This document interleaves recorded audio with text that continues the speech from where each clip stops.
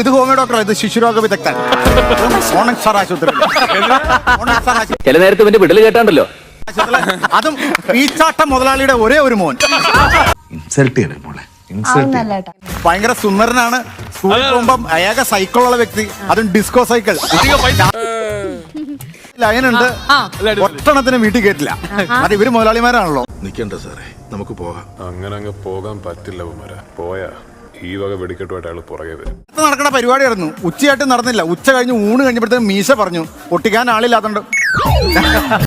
കണ്ടറിയണം കോശി, നിനക്കെന്താ സംഭവിക്കാതെ. നമുക്കൊക്കെ കുറവുകളുണ്ടെങ്കിലും എല്ലാം തികഞ്ഞ ബിനോടിമാരുള്ളത്. ഡോക്ടർ അല്ലാത്ത, എഞ്ചിനീയർ അല്ലാത്ത, എല്ലാം തികഞ്ഞ ഒരാൾ ഇവിടെ ഉള്ളു. അതാണ് ഈ സ്റ്റാർ. എന്തോ കുത്തി പറയുന്ന പോലെ എനിക്ക് ഫീൽ ചെയ്യുന്നുണ്ട് കേട്ടോ. അങ്ങനെ നോക്കിയാൽ ചില കുറവുകളുണ്ടാവും, പക്ഷെ എല്ലാം തികഞ്ഞത് സ്വന്തമായിട്ട് YouTube channel.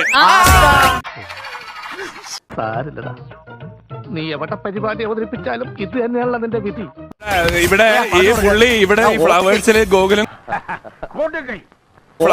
Gokulam Gopalan sir വന്നപ്പോ പറയാ നമ്മളൊക്കെ സ്വന്തമായിട്ട് ചാനലുള്ള ആൾക്കാരാണ്.